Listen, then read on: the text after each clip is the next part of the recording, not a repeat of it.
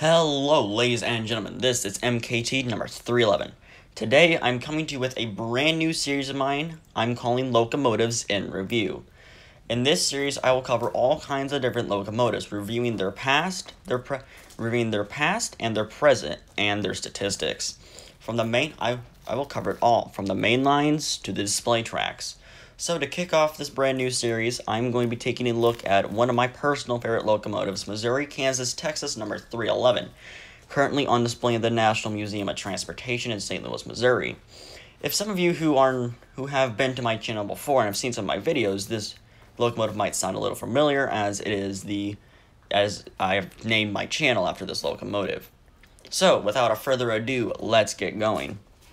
Built in 1890 by the Baldwin Locomotive Works of Philadelphia, Pennsylvania, when the locomotive was delivered to Missouri, Kansas, Texas in 1890, the locomotive was numbered 200. In the 1890s, the locomotive would be renumbered to 280. And finally, in 1912, the locomotive would be renumbered to 311, the number it holds to this day. For the first couple decades of the locomotive's life, the engine would have a rather unremarkable life on the Katy, hauling short passenger and freight trains on relatively unknown lines across the system. In 1923, 311, along with other 440s on the Missouri, Kansas, Texas system, were completely rebuilt, receiving new boilers, cabs, cylinders, tenders, and were converted from burning coal to burning oil. From the late 20s to the mid-40s, the locomotive would work on the Beaver, Meade, and Inglewood Railroad. I'm not making that up. That's what it's actually called. This railroad was a subsidiary of the Missouri, Kansas, Texas, and Oklahoma. In 1945, the engine would be pulled from service to be reconditioned to pull a train called the Katy Flyer. The Katy Flyer was a train to celebrate the Missouri, Kansas, and Texas 75th anniversary of winning the West, when the railroad was the first to build tracks to the border of Oklahoma. The 311 was dressed up as an old Western locomotive from the olden days, like the 1880s or 1870s. The engine would receive a wooden pilot, a box headlight, a diamond smokestack, and would receive a red boiler jacket with gold bands. The engine would also have gold trim throughout. The train that 311 would pull consisted of several historic pieces of rolling stock which dated from the 1870s to 1880s. This consisted of boxcar number 12321, flat car number 12145, coach number 10, and caboose number 1. The Katy Flyer would travel across the Missouri, Kansas, Texas system throughout the late 40s and early 50s, giving rides throughout the cities it stopped in.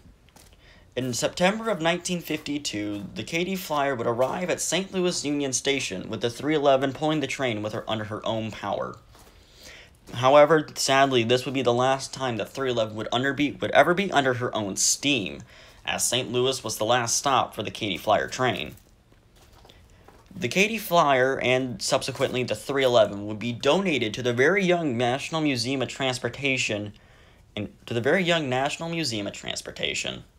Now let's talk about some of the locomotive stats.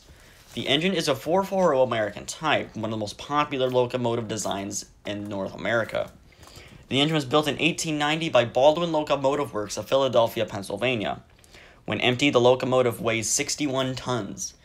The engine has 67-inch drivers, has a tractive effort of 17,200 pounds, and a boiler pressure of 180 pounds. It might not be the largest or strongest of any locomotive that was ever on the MKT, but it certainly is a brilliant example of such a locomotive. Today, the locomotive's western dress has been removed in favor of what the locomotive looks like as of today, which was most likely what the engine resembled back in the 1890s after she was first built. The locomotive sits in the back corners of the National Museum of Transportation next to West Barrett Tunnel. The locomotive is kept underneath a small pavilion to keep the engine out of the weather. The engine and the 4 cars I mentioned earlier, the 4 cars that the engine pulled with the Katy Flyer that I mentioned earlier, still sits behind the locomotive. The engine The engine's condition is relatively okay, but with notable features missing, such as a boiler jacket, bell, whistle, and the connecting rods between the forward drivers and the crosshead. The locomotive is also the only locomotive to survive dieselization on the Missouri, Kansas, and Texas. Well, folks, that's all I have to say about this locomotive today. I hope you enjoyed this episode, and if you want to see more episodes of Locomotives in review, please tell me in the comments below. This is MKT311 signing off.